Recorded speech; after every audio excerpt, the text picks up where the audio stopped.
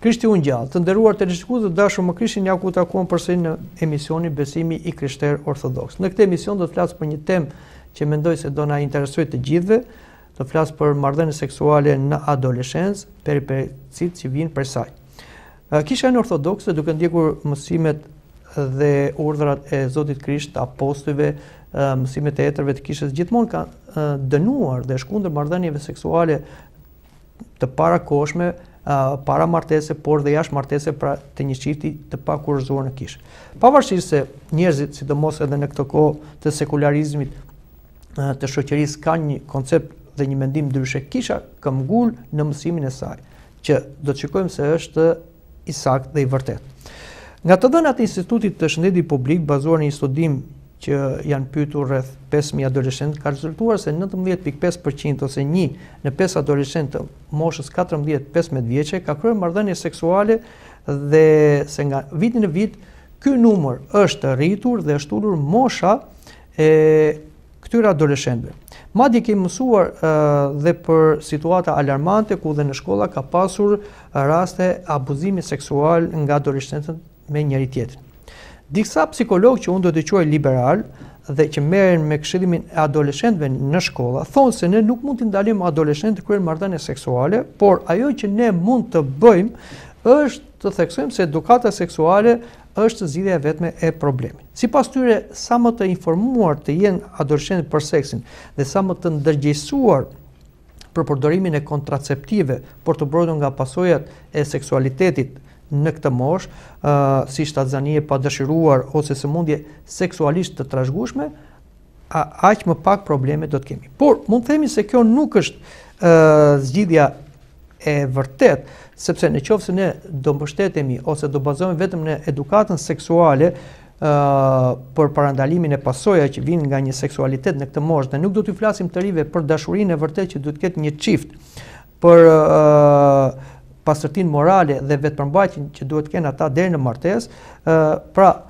mund të themi se nuk e kemi zgjidhur problemin, sepse asnjë nga metodat parandaluese nuk është absolutisht e sigurt.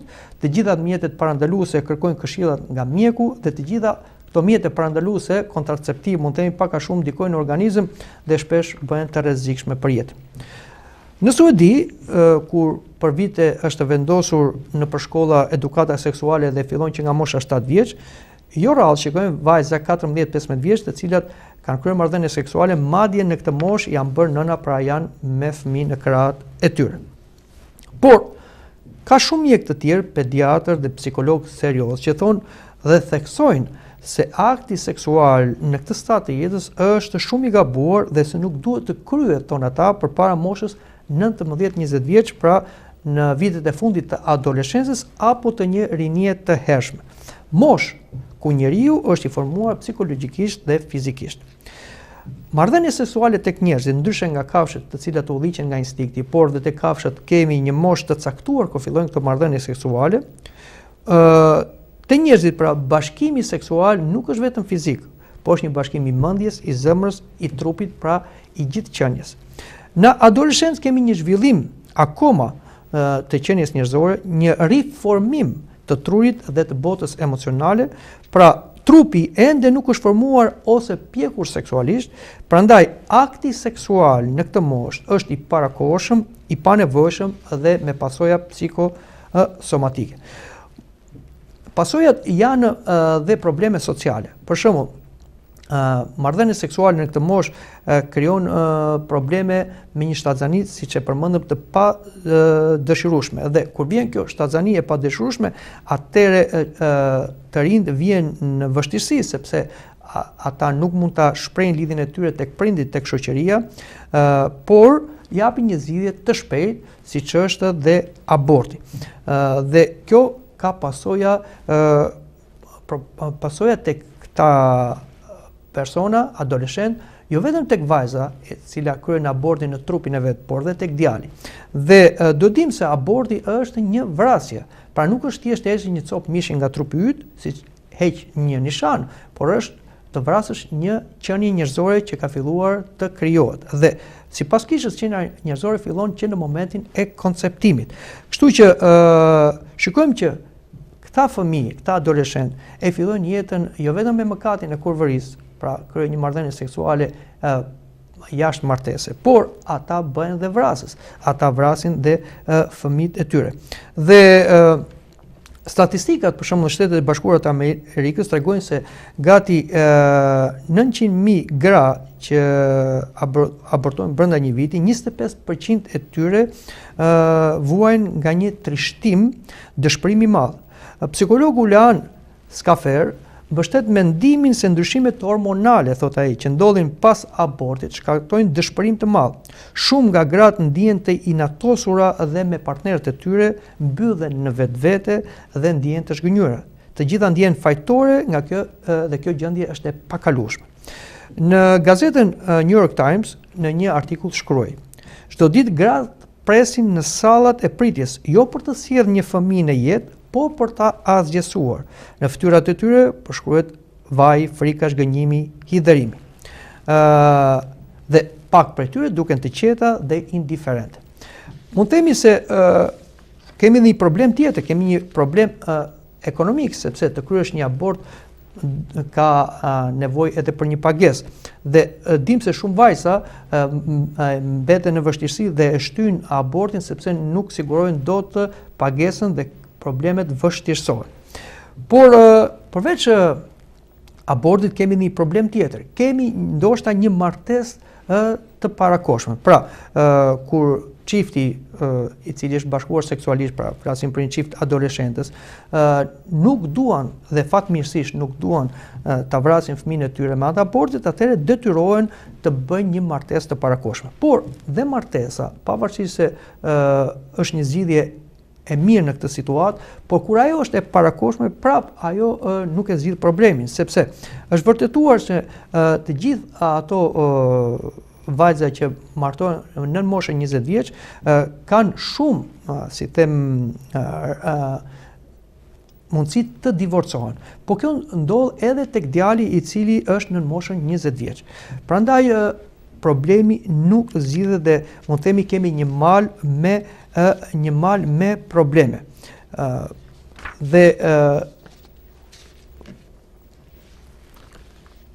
Artemis Cicika, pedagog e mjekësisë për fëmijët dhe adoleshentët, thot: adoleshenca dallohet në 3 faza. Adoleshenca e hershme, që fillon nga mosha 10-13 vjeç, adoleshenca që fillon nga mosha 14-17 vjeç dhe adoleshenca e vonshme në moshë 17 vjeç e lartë. Nisja e aktivitetit seksual nga mosha 10 deri në 16 vjeç, sipas statistikave, çon në rezultate të ulta në shkollë, shumë partner seksual, aktivitet jo të sigurt seksual, sjellje agresive seksuale dhe në sjellje të tjera me rrezik të lartë si përdorimi e duanit, marijuanës, alkoolit e tjera. Pra, këto na thot kjo pedagoge e mjekësisë për fëmijët, e cila i ka këto të dhëna nga studimi që ka bërë me këtë moshë. 2 në 3 adoleshentëve në Shtetet e Bashkuara të Amerikës rrëfejnë se janë penduar për aktivitetin seksual të moshës së tyre. Profesori Kay Willings, themeluesi i këtij kërkimi, shton se trupi dhe psikika e njeriut nën moshën 17 vjeçe nuk është plotësisht gati për aktivitetin seksual, as për pasojat që ai mund të ketë në jetën e tyre. Prandaj të dashur më Krishtin, le të dëgjojmë dhe këta njerëz që merren me të tilla probleme dhe na thonë qartë që marrëdhënia seksuale në adoleshent nuk është e lejuar jo nga ana thjesht morale, por nuk është e lejueshme dhe nga ana psikosomatike e qenies njerëzore në këtë stad të moshës. Problemi si psikologjik, fizik, social në këtë marrëdhënie seksuale të parakohshme, siç i përmendëm më sipër, janë të shumta, madje janë sa një mal. Sepse e para mësohet që ta shikosh tjetrin si një objekt shfrytëzimi dhe jo si një subjekt, që duhet dim se natyra njerëzore duhet mësoj të nderoj tjetrin dhe ta doj atë si vetja. Por i përmendën dhe më sipër problemet si shtatzanie pa dëshirueshme, abort ose martese parakohshme. Dhe mund të themi se mund të kemi edhe deviacione seksuale deri në perversitet dhe sëmundje të ndryshme seksualisht të trashëgueshme që shkaktojnë dhimbje, sterilitet dhe vdekje, siç është dhe sëmundja e AIDS-it. Adoleshentët të cilët nga persona të çiltër, plot me energji, me fuqi për të ardhmen, pasi kanë humbur virgjërinë dhe abuzuar me seksin në moshën e tyre, nuk vonon dhe i shikon me probleme psikologjike si mërzitje, melankoni, ndërgjegje të rënduar nga pesha e fajit, të zhgënjur, të stresuar, pesimist, të dëshpëruar, pa dëshirë për jetën, aq sa duan në disa raste bëjnë dhe vetvrasje. Madje dhe pamja e tyre ndryshon, sepse seksi jashtëmartese është kurvëri dhe legjur në fytyrë, humbet bukuria dhe freskia e moshës. Sa shikojmë të ri vajza dhe djem që ngjajnë si gra dhe burrat konsumuar dhe të lodhur nga jeta, sepse ata kanë abuzuar seksualisht përpara kohë. Të gjithë këto plagë që marrin nga shturja seksuale do t'ju kushtojnë shumë në dobësimin, sidomos të karakterit, sepse plaga mbyllet, po shenja duket. Ata do t'jenë si një enë e plasaritur e dobët për të mbajtur energjitë e duhura për të sfiduar vështirësitë e jetës. Por mund të themi se sot konsumimi në rritje e ushqimeve të modifikuara gjenetikisht me OMG, me këto hormone, ndikon në një pjekje seksuale të parakohshme të fëmijët. Dhe kjo moshë e cila nuk i përshtatet akoma zhvillim mendor për të kryer një marrëdhënie seksuale, por trupi i cili ushqehet me këto ushqime hormonale ka një kontradikt. Dhe kjo para e vështirëson akoma më tepër problemin. Po ashtu, veshja provokuese në shkollë, informacioni pornografik lehtësisht i aksesueshëm në anë të celularit, televizionit, internetit, janë nxitje për akte seksuale të parakohshme në fatkeqësisht dhe në ambiente publike.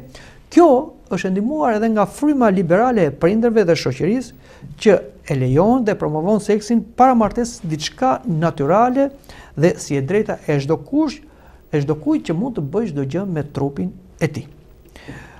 Fenomeni është global, ne e thamë dhe më sipër. Madje është me shifra alarmante dhe mund ta quajmë sot shturjen seksuale një pandemi amorale.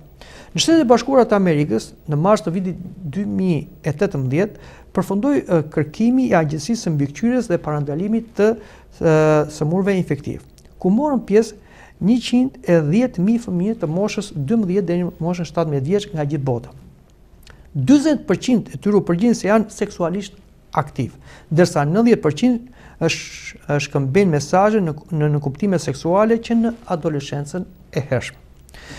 Pra, në këtë shturje seksuale të pamorashme, ku fëmijët dhe adoleshentët janë përballë një trusnie kaq të madhe joshje seksuale, duket se edukimi seksual është i nevojshëm, por ky edukim seksual së pari duhet të bëhet nga prindrit, të cilët kanë përgjegjësi për fëmijët e tyre, jo thjesht vetëm t'i lindin fëmijët, jo vetëm t'i ushqejnë, t'i veshin dhe t'i arsimojnë, por t'i edukojnë fëmijët e tyre.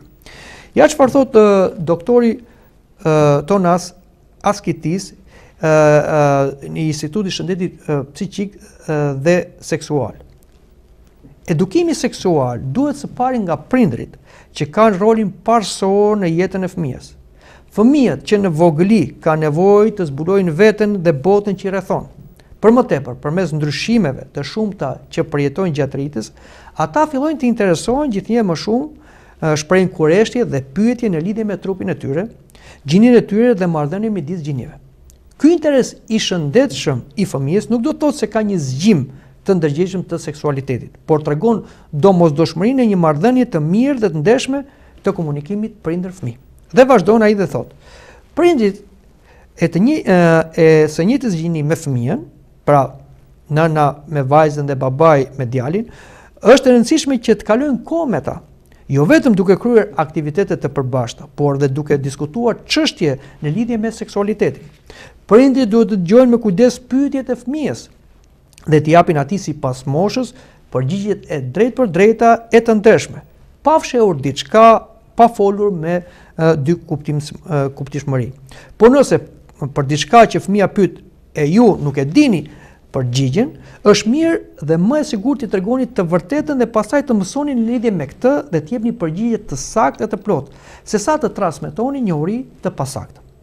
Bisedoni me fëmijët tuaj me fjalë të thjeshta dhe të kuptueshme, në varësi të moshës së tyre, në nivel njohës dhe të atij emocional.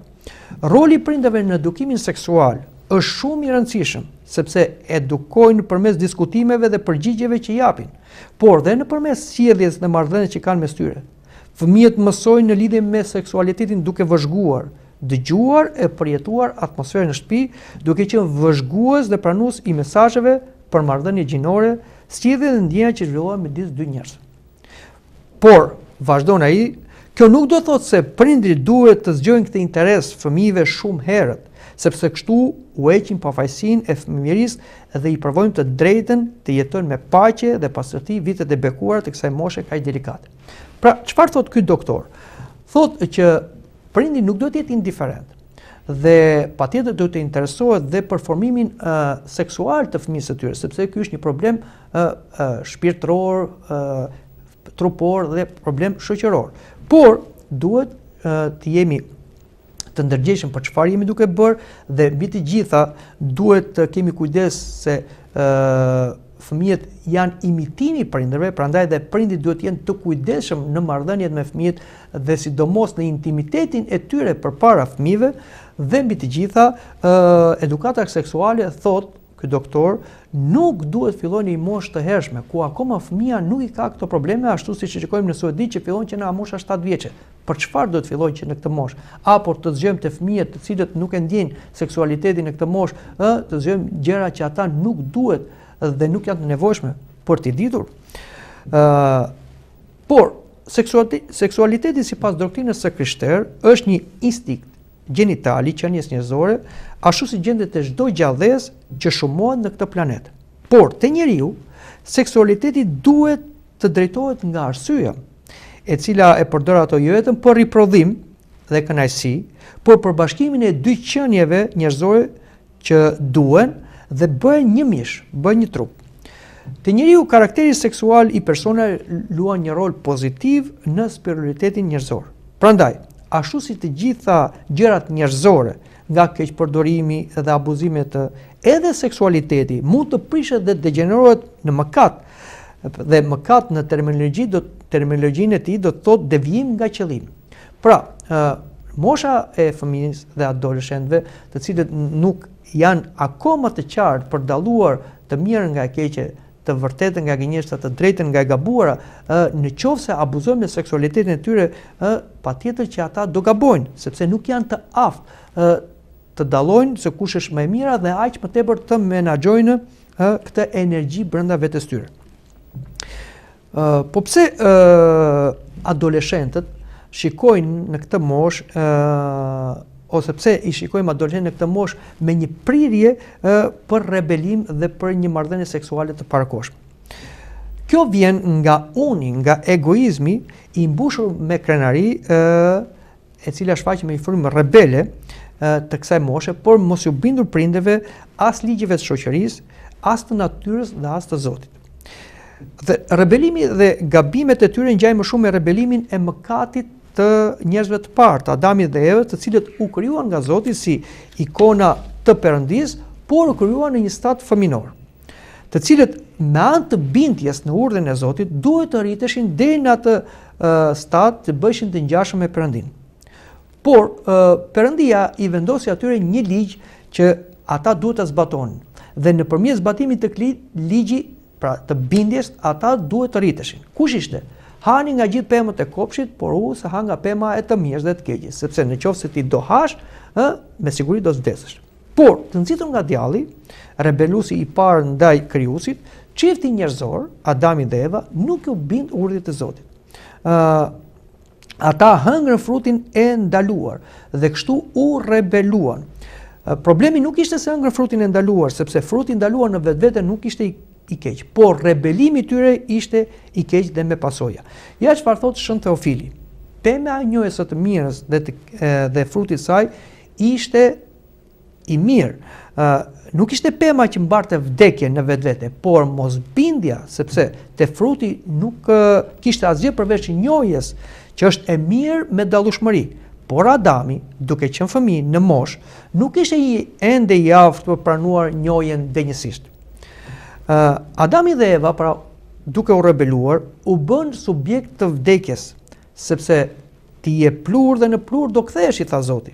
Kështu ata e humbën të gjithë kënaqësinë e parajsës të Edenit. Kjo frymë rebele, mëkati stojgjëshor, trashëgohet tek çdo njeri.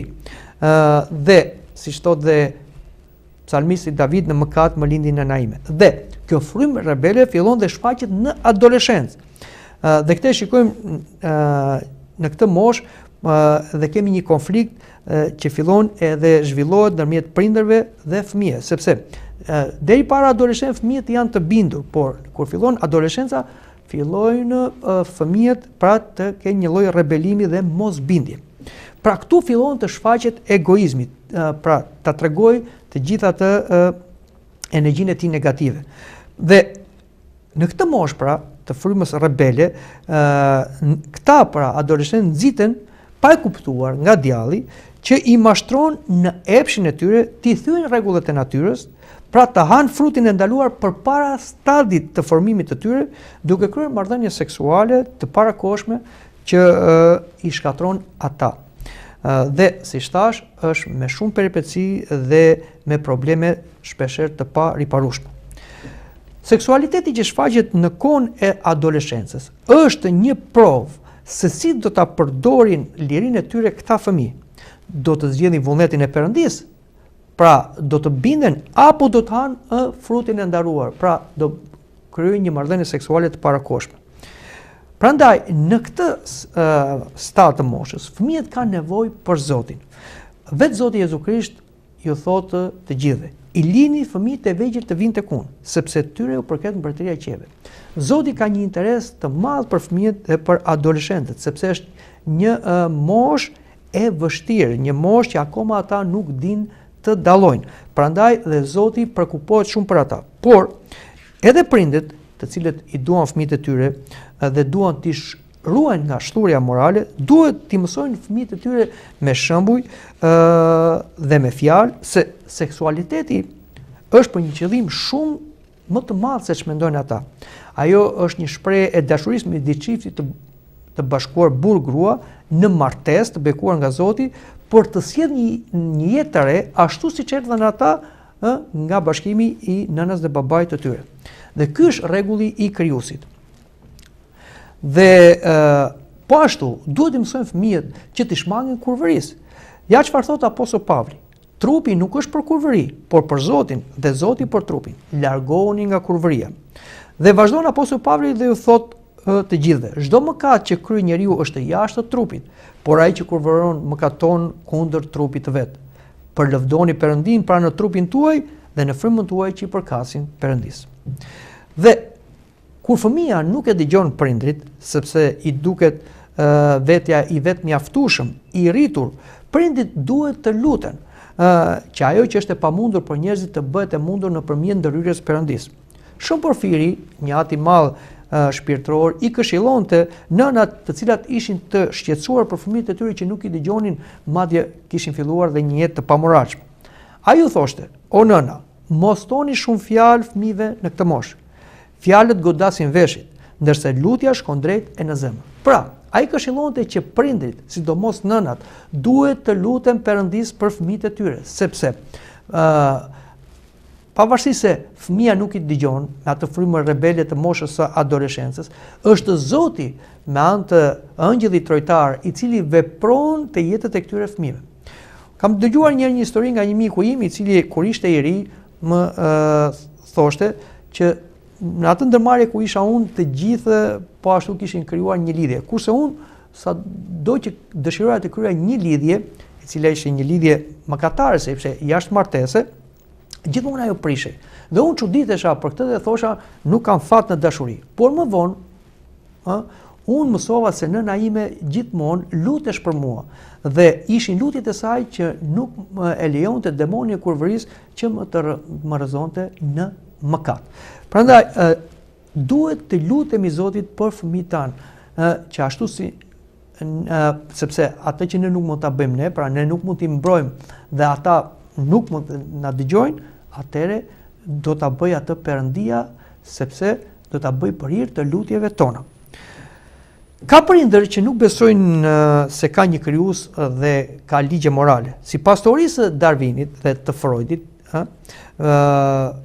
të cilët mendonin se njeriu erdhi nga majmuni dhe thoshin se ndrydhja seksuale është e dëmshme, këta prindër fatkeqësisht jo vetëm veten e tyre, por dhe fëmijët i nxisin në një shturje morale. Duke qenë të palumtur vetë për shkak të mëkateve që kanë bërë në jetën e tyre, ata mendojnë se liria seksuale është zgjidhja e problemit, si për vete dhe për fëmijët e tyre. Dhe çfarë bëjnë? Ata bëjnë kodosh të fëmijëve të tyre, madje i nxisin fëmijët e tyre për të bërë një jetë të shturur dhe një marrëdhënie seksuale të parakohshme, madje i mbrojnë këto marrëdhënie seksuale. Fatkeqësisht, ka dhe midis prindërve të Krishterë, por të Krishterë në emër më themi që nuk interesohen për jetën seksuale që bëjnë fëmijët e tyre dhe nuk interesohen për marrëdhënien seksuale, për bashkëjetesën që kanë ata pa vënë kuror në kishë. Duhet të jemi të qartë. Jeta seksuale lejohet ose bashkimi seksual vetëm mbasi kemi marrë misterin e martesës ose kurorzimin në kishë. Vetëm kur marrim bekimin nga Zoti nëpërmjet priftërinjve që bekohet në martesë shërbëtori i Perëndis me shërbëtorin e Perëndis, atëre marrëdhënia seksuale është e bekuar dhe është frutdhënëse. Në të kundërtën, në qoftë se një çift sado që mund të thonë që duan njëri tjetrin dhe mund të jenë të sinqertë ndaj njëri tjetrit, marrëdhënia seksuale përpara bekimit të martesës është mëkat. Dhe siç e thot edhe një shenjtor tjetër shën Paisa Gjoriti, marrëdhënia seksuale para martesës është injeksioni i djallit në çift dhe e ndan çiftin. Prandaj, ata prindër të cilët nuk i edukojnë fëmijët e tyre me frikën e Perëndis, që është fillimi i ditorisë, si na thonë dhe të fjalët e urta, do të turpërohen nga vetë fëmijët e tyre, ashtu siç thot përsëri urtësia e Sirakidit. Shënderimi i babait është fëmia që s'do të miritet, e nëse është vajzë i lind për poshtërim.